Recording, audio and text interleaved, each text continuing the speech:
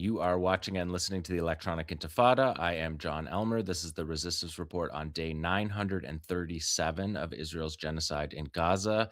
Today is day 59 of Hezbollah's defense of South Lebanon. It is also day 62 of the U.S. and Israel's war against Iran, which is currently in a bit of a blockade such as it is in the Strait of Hormuz. The U.S. president said yesterday that he's waiting for Iran to say they give up. So he's getting bad advice on that. Today, we are going to focus on Lebanon. Let's go to the maps as we always do. I'll just say I'm reporting this on the afternoon of Thursday, April the 30th. You're looking at the BBC map of the area south of the Litani River, which was what Israel said that they were going to conquer in this stage of the war. They have not done so, but Chief of Staff of the Israeli military, 𝐓𝐡𝐞 𝐄𝐥𝐞𝐜 said that there is no ceasefire in Lebanon. There's still six IDF divisions operating in Lebanon. And we're hearing from the Israeli soldiers a lot of the same things we heard from the final stage of the military operation in Gaza during Gideon's chariots, in that they military is saying they are not fighting Hezbollah. They are destroying homes and making it so that there's nowhere to return to, which is what they said they were doing in Beit Hanun and Rafah in Gaza. And to this day, those things have held. So that is their operational, that's their strategic objective, is to erase those villages along the border there. Just yesterday, there was a Haaretz article with the headline that there's no logic to this, quoting scared IDF officers, talking about troops facing deadly Hezbollah drones while demolishing southern Lebanon homes. Israeli soldiers describe risking their lives to guard civilian contractors demolishing buildings in Shia villages near the Israel border as they remain exposed to Hezbollah's explosive drones, considered a significant challenge for which there is no foreseeable future. Again, so they're not defeating any resistance force. They're not disarming any resistance force. They're carrying out a genocidal ethnic cleansing rampage against civilians, which is basically, as we know, all the Israeli military is able to achieve. Let's take a look at the second map, because this is more realistically what the Israelis hope to achieve here in these villages in the south. This is what the Israelis call the anti-tank line. They want to push the villages, they want to push the border back to an anti-tank line that was originally 3 to 5 kilometers. Now they're talking about 10 kilometers, but they do not have military control in those areas between 3 and 10 kilometers. So this is aspirational as it is right now, but the anti-tank line was supposed to cover 55 villages and towns in South Lebanon. To further of that, Chief of Staff of the IDF, 𝐓𝐡𝐞 𝐄𝐥𝐞𝐜, he was speaking to troops in South Lebanon when he said, on the combat, this was yesterday, on the combat front, there is no ceasefire. We continue to fight to remove direct and indirect threats from the northern settlements. Any threat, including crossing the yellow line north of the Litani, will be removed. And north of the Litani, two things, beyond the yellow line and beyond the and north of Litani will be removed. It is your mission, he said to the soldiers, and duty to operate with freedom of action and remove any threat. At this stage, we are not advancing beyond the yellow line, but we are going to continue to operate to remove threats freely in that area. An Israeli military officer told Haaretz yesterday that the only mission is to continue destruction. There is no other mission. The IDF believes this systematic destruction of Shia villages will prevent villagers from returning home. Another commander said that, contrary to the IDF's claims that the soldiers are destroying terrorist infrastructure in these villages, the destruction goes well beyond that. Quote, it is not terrorist infrastructure. We are destroying everything. It goes well beyond that. An officer said about Israel's plans so far. If we look at the next map here, you can see this is more like more accurate of where Israeli vehicles have been, far off 10 kilometers. In some places, you can see it's only hundreds of meters.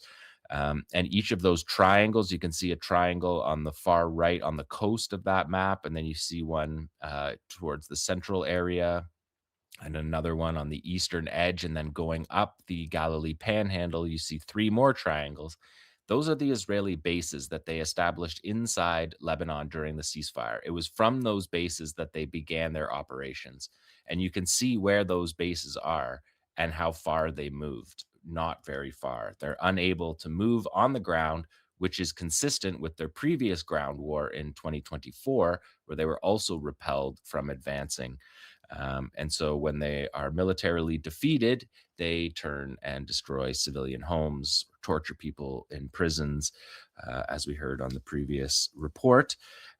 So that is the situation as it stands right now. Everything you're going to see in this report, as ever, it has been published in the previous week since you last saw me.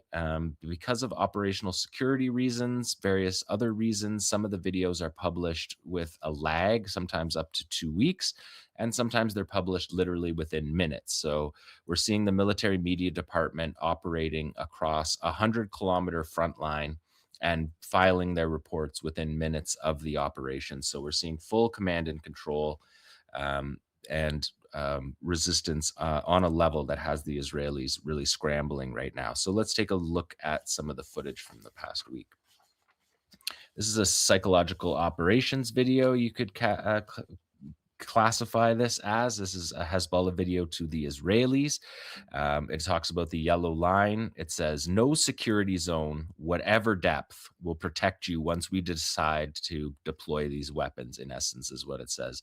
Don't let your government fool you, or don't be mistaken, especially by your government. And we're watching here a video of buried launchers, various types of guided missiles, drones, um, and all of them have the capability of striking beyond even a 10-kilometer border, well beyond. And that's something that Israel has learned in this battle. Their goal was to get up to the Litani River, thinking that that would shut down Hezbollah's rocket and drone capabilities. But pretty quickly into this stage of the war, like within a few days, the Israeli military realized that most of these attacks were coming from far north of the Litani River, and operating south of the Litani was not going to stop the fire in any way. And this is Hezbollah just reminding us that that is the case. 𝐓𝐡𝐞 𝐄𝐥𝐞 spoke this week, and he said the resistance reiterates 5 non-negotiable conditions about this war. Number 1, total cessation of aggression by land, air, and sea, withdrawal of Israeli troops from occupied territories, the release of prisoners, the return of all residents to their towns, and reconstruction. He said the resistance maintains it will liberate every inch of occupied land.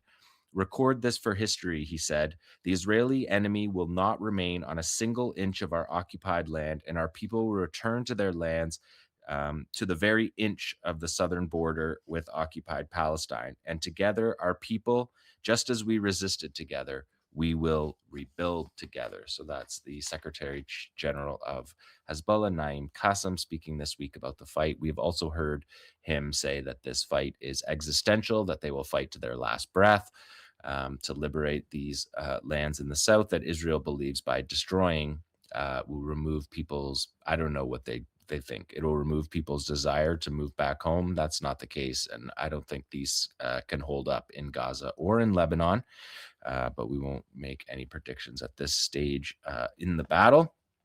The next one here, we see a traditional anti-tank operation. This is through a thermal camera. You can see the Merkava tank arriving. You can see the heat signature of its engine, which is in the front on a Merkava. And the reason it is on the front, incidentally, is because of exactly this video that we're watching right now, a Kornet anti-tank guided missile strike from up high on a hill, direct hit on the tank.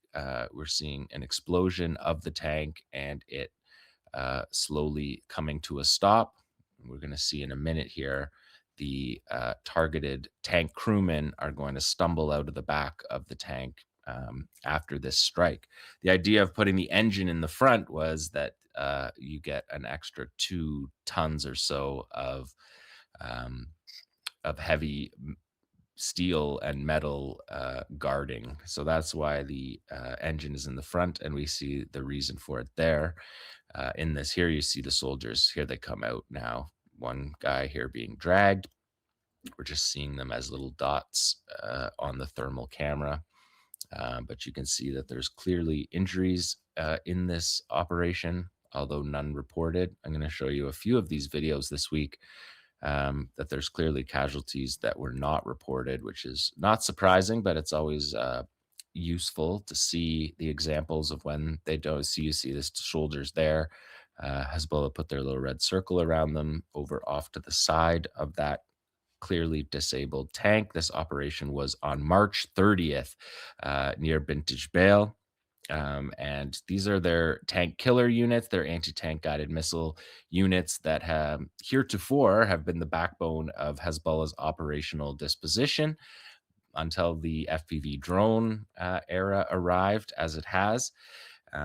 And they are able to hit from a further distance with the FPV drones, the first-person view drones, than they are with these anti-tank missiles.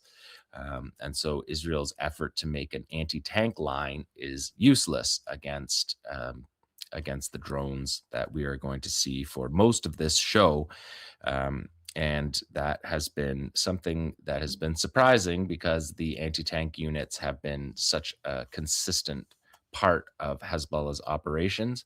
And the Israelis know that, and the Israelis have been essentially hiding from that through the operations in South Lebanon.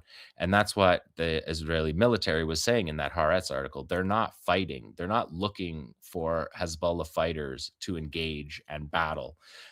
They're not looking to disarm them. They know they can't do that. They know they can't defeat it. So what they're doing is simply destroying civilian property as a response to Hezbollah's resistance. Let's take a look at number 6 now. There's going to be audio in this one.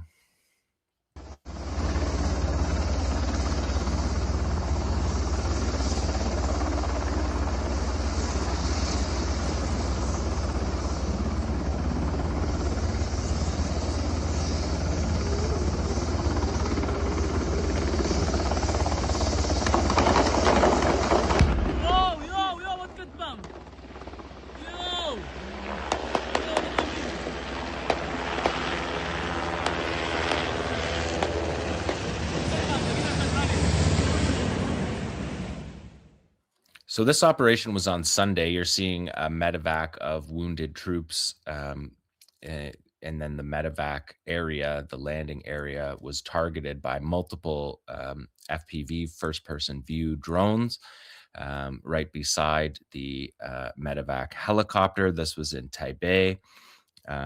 One soldier was killed in a previous operation, 4 seriously wounded, and 2 others moderately wounded in an operation that we're going to see coming up next year. And then Hezbollah was able, this video came out through the Israeli media on Sunday, and within an hour or so, the Hezbollah video was published, again, showing total command and control, the ability to get the footage and show the footage, publish the footage, all within this small window of time. Shows the capability. You can see the drone there just misses. Nobody was injured by that drone strike, though you heard the yow that are now pretty common, especially from the Iran war, when we hear Israelis reacting to incoming missiles. Let's take a look at the footage from the Hezbollah video here. So we're watching again, quadcopter drone. You're going to recognize this from the previous month or so of reporting.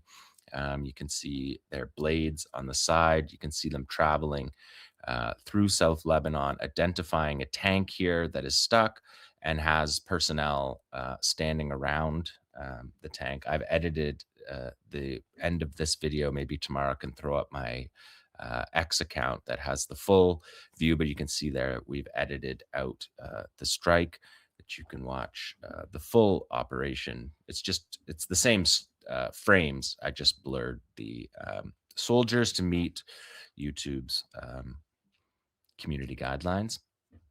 But you can see 6 soldiers there, 1 killed, 4 seriously wounded. You could also see that they didn't react at all to that incoming quadcopter. Tanks are, if the tank engine was on, even if the one behind it was on, you wouldn't hear it. But you can see here the video that we're watching. Um, this is up towards the top of the Galilee Panhandle.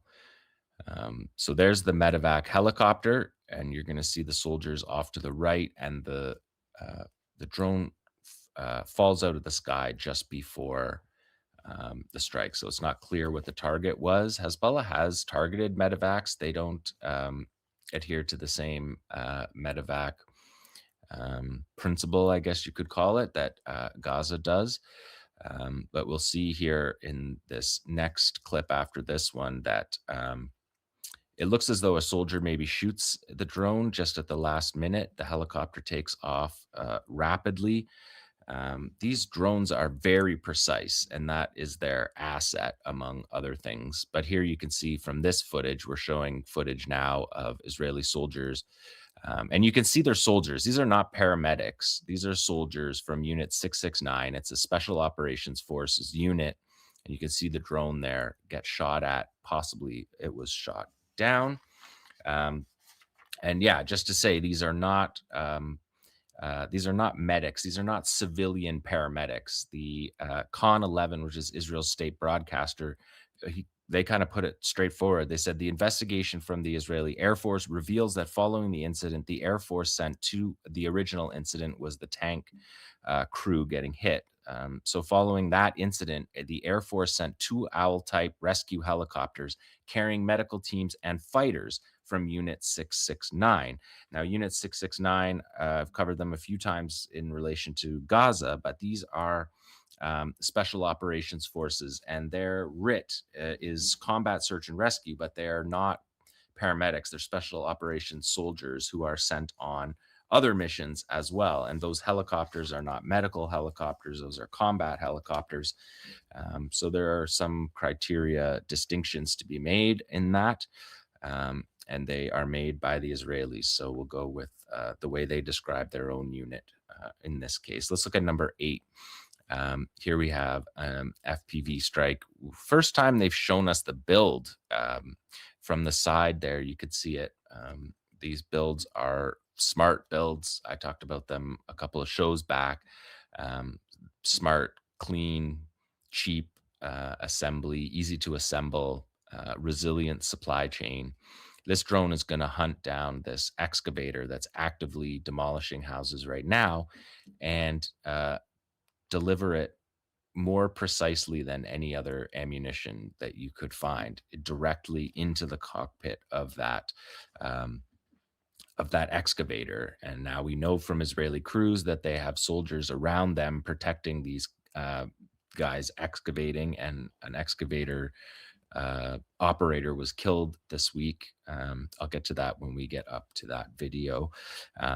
But the Israeli soldiers in Haaretz said that the part of this plan in South Lebanon is a polygon is marked out for each of the units of the area, showing the section that they are responsible for raising.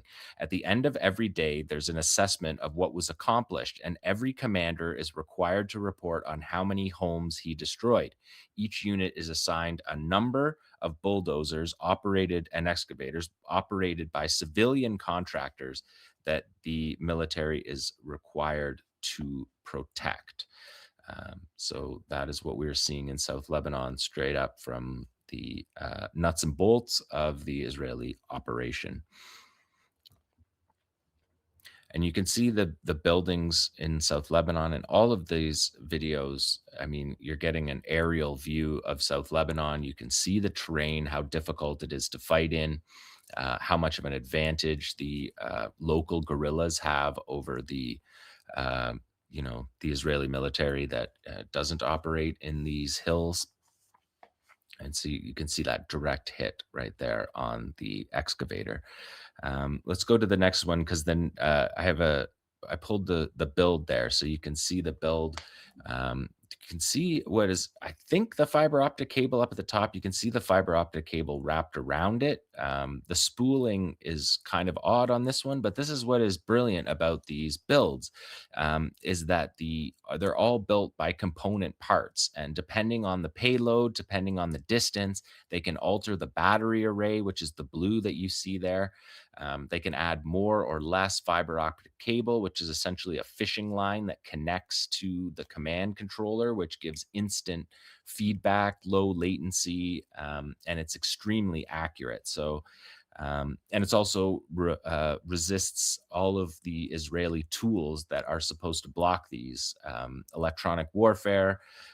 Their active protection systems, you'll see in upcoming videos, are unable to stop them. But there you can see the basic build, and you see the RPG warhead that's hanging underneath there. So you're delivering precisely um, uh, a pretty devastating warhead onto whatever part of the vehicle or target that you want. And that is what makes these so difficult for the Israelis to stop and has really tilted the battlefield in Lebanon. Let's take a look at number 10. Um, this, you can see another build here that's the opposite of that one. Going up, you can see the quadcopter. That's what it looks like from the ground. That's also the first time they've shown us the takeoff of that. So they're giving us lots of information in these. Right now, it's flashing low battery, so they're obviously able to have just enough, because you don't want to have extra batteries. You don't want to be carrying extra weight.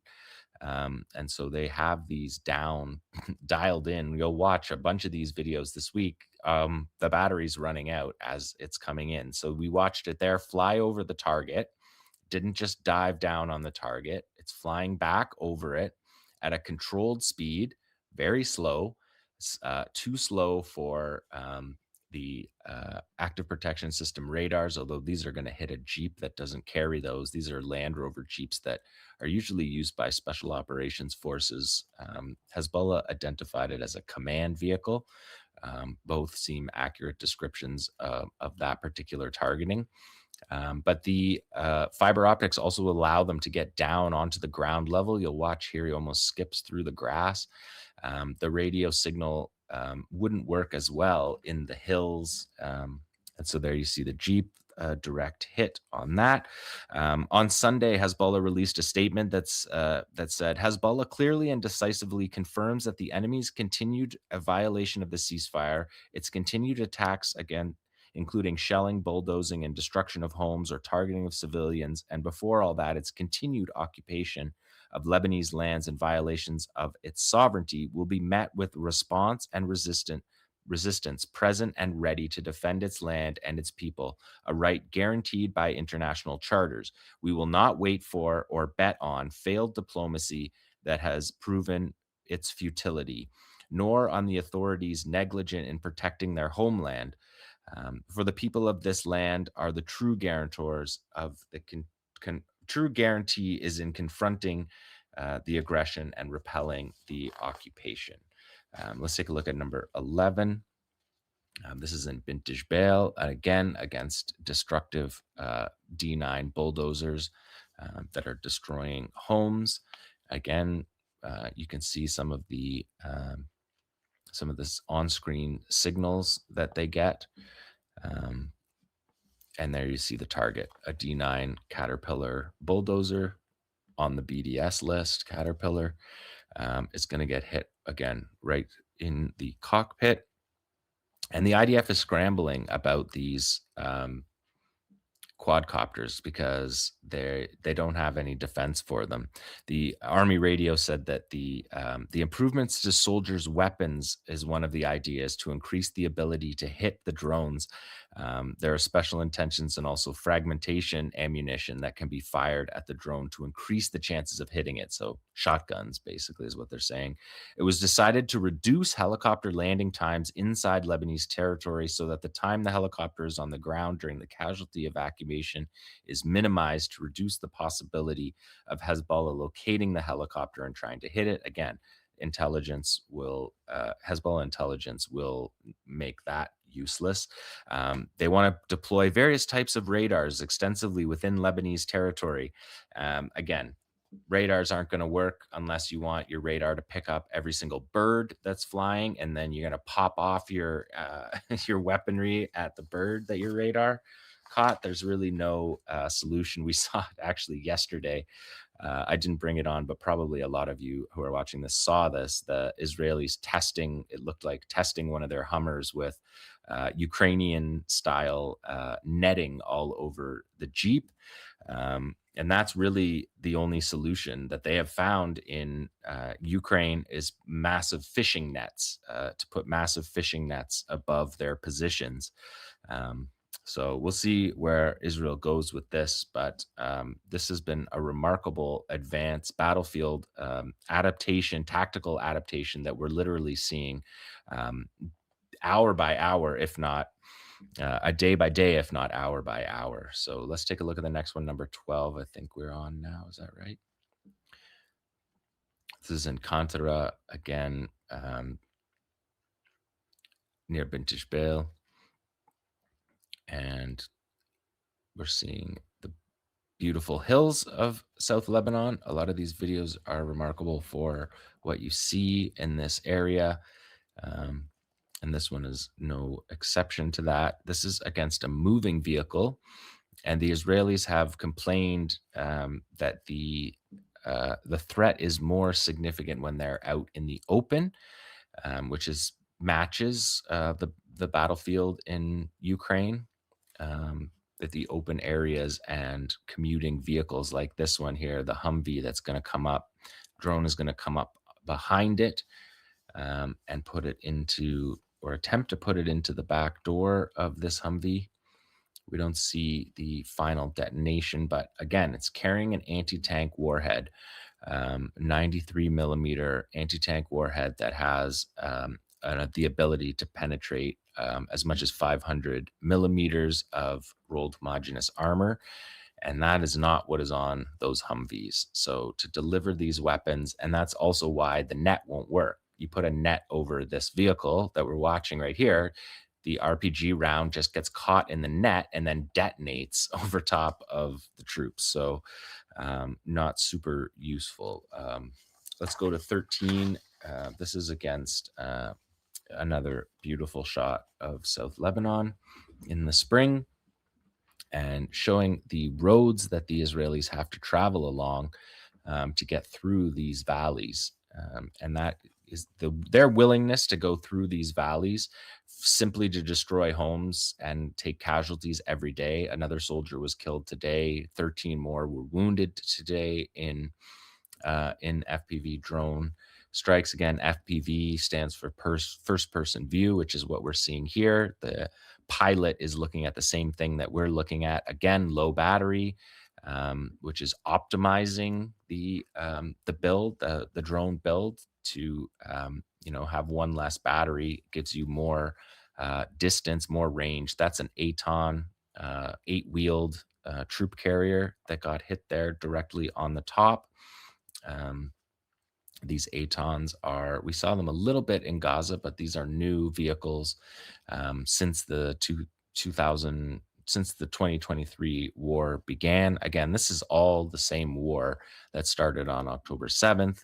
We cover it that way, and all the players see it that way as well. So again, low battery, you optimizing right up to the point of a direct hit. If you have too much weight, you slow down, you shorten your range, and your effectiveness. Again, a strike on the top of that Aton in Bintish Bale.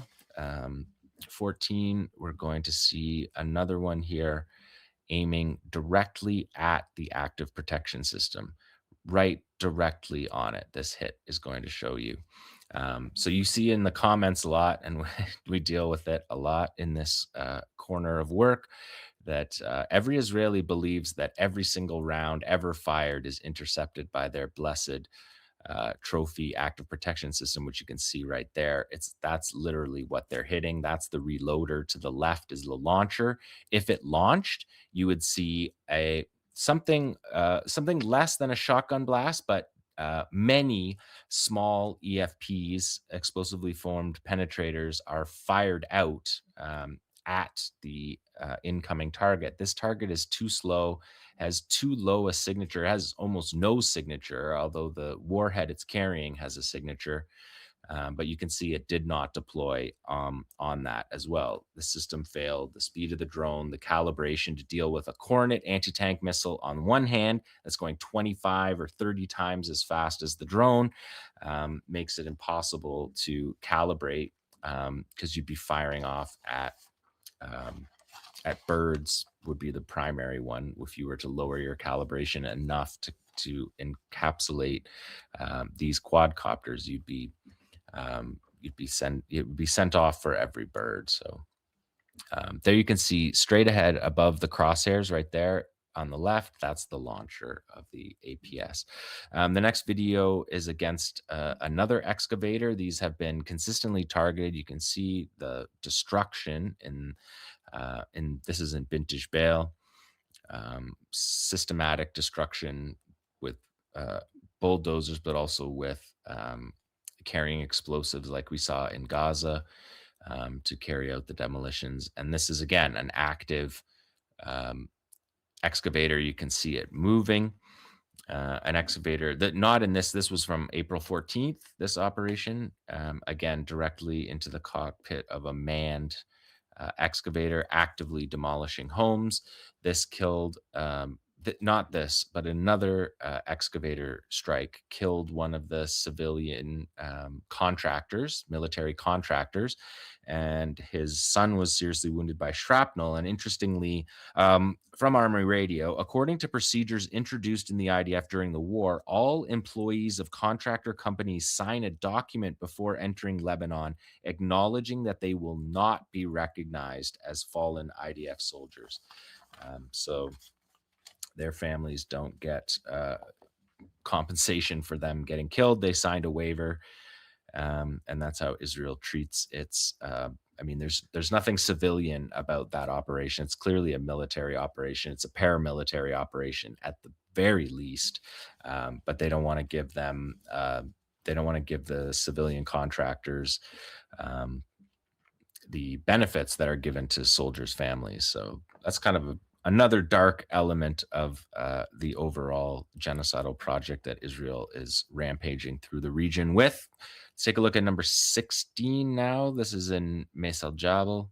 And you can see the build here. Again, you're seeing at the back there, applying the detonator where the rocket motor would be. And there you see the drone. I'll show you after this. I have a still of this one, but you can see this is an fiber optic. It's running on fiber optics. And fiber optics just mean that when the controller presses forward, down, sideways, any move, it's instant. And that just makes flying these, that's part of what makes them such a deadly tool. Here they're hitting the front of the Merkava. Here you're seeing it dive down and hit the front of it, which normally you wouldn't say would be the best target. They're built with especially the under carriage is really heavily fortified for ground-based bombs, roadside bombs. But we see this one when the second tank is hit. You can see that there's two strikes on the same tank. And you can see that there is some sort of transmission fluid or some sort of fuel that has spilled out. It's clearly disabled the tank, which is why they have a second shot at it here. So we're seeing these kind of tactical adaptations. Now they're sending two drones. That's what they did in that medevac strike, was two drones. It was two drones against that tank where the soldiers were. And there's two strikes against this same tank here in Mesal Jabal. Direct strikes on both because of the precision of the weapon. So this is the fiber optics. This is the first time they showed us this. We've seen it before. We saw it on crashed drones. But this is the first time they've shown us the actual, the obvious spool. I think that previous one was a spool. They had it on top and it was square. But this is the more conventional way to do it. And essentially that bottom part that you see there with the nose spits out like a fishing rod, spits out essentially something equivalent to a fishing line, and it drags it behind while it's flying. And that's how you get the sharp commands. You're literally connected to the commander. The controller is literally connected to the device. There's no radio signal that could be blocked by electronic warfare or by hills or by buildings on those hills, like we've seen in these previous videos. So it's very effective, and this is something that we've seen in the war in Ukraine, where entire villages are just covered with what it looks like fishing line, but are the fiber optics. And there's really no defense against these. Army radio told commanders, a commander told Army radio, there's not much to do about it, said a commander currently fighting in Lebanon. The briefing the troops receive boils down to be alert, and if you spot a drone, try and shoot it. So that's where they're at with it. And kind of counterintuitively, the fiber optics allows the drone in some cases to fly at a greater distance. It extends the range, again, because of the hills and the ways that the radio signals can be knocked down. So interesting developments, and there you see it for the first time.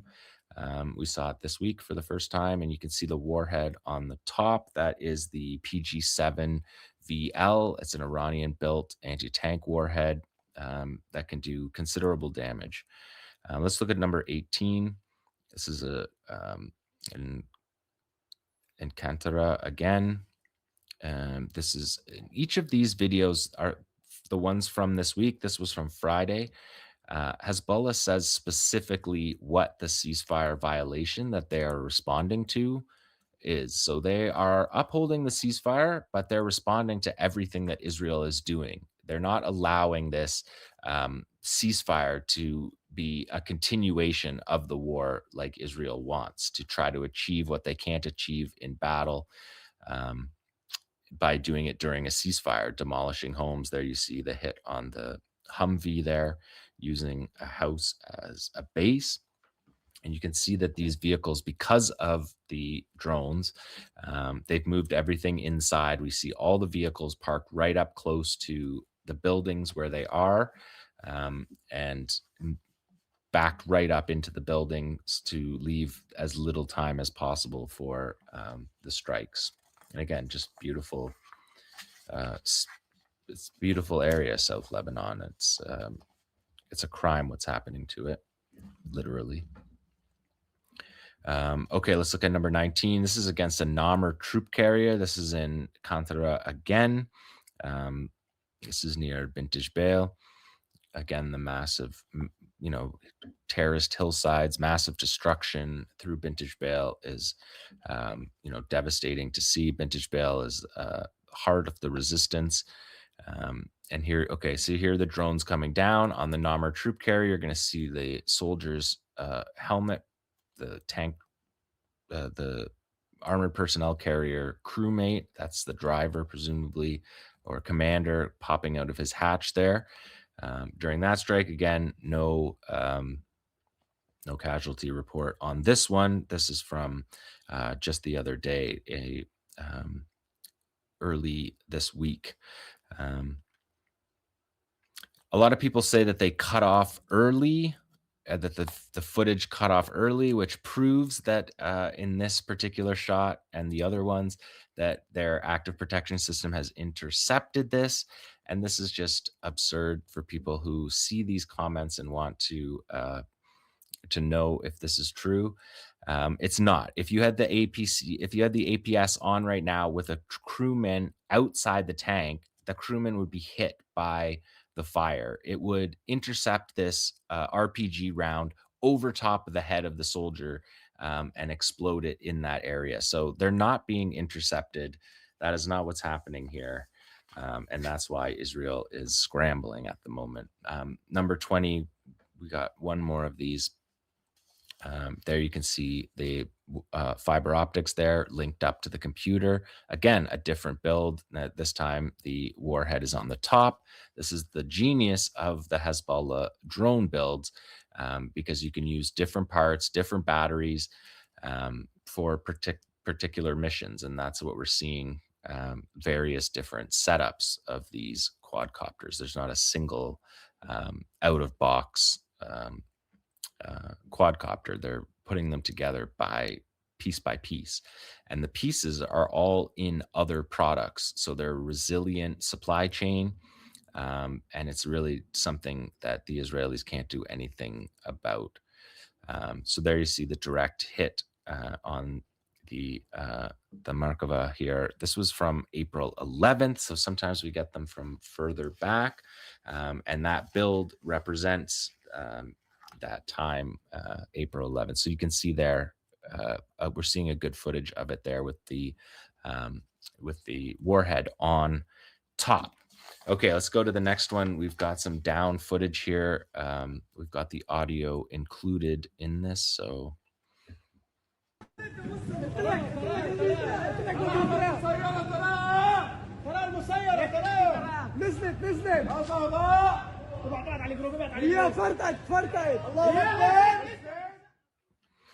So that is a Hermes 450 being downed by Hezbollah man-portable air defense system, surface-to-air missile. And this video came out before the Hezbollah video. The guys on the ground are saying, it's a drone, it came down, it's coming apart. And they're south of Tyre or Sur on the coast. And this drone is being knocked out. This particular one was the 6th, but there's been 2 more since this one. So I think we're now at 8 Hermes drones. 𝐓𝐡𝐞 also on the BDS list. 𝐓𝐡𝐞 drones here falling from the sky, being destroyed by the resistance. Probably we can see in the next video. You can see the fighter again. So we saw from above.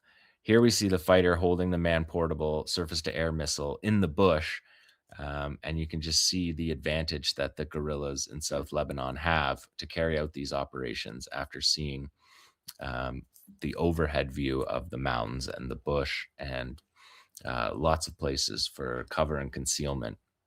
And here is the Hezbollah. Here's Hezbollah adding this video into their video and publishing it again within a couple of hours of the original video being shown. So command and control, and there we see it on the ground. So significant week of operations for Hezbollah. No signs, no end in sight, if we can quote our good friend. And that has been the resistance report for day 937 of Israel's genocide in Gaza.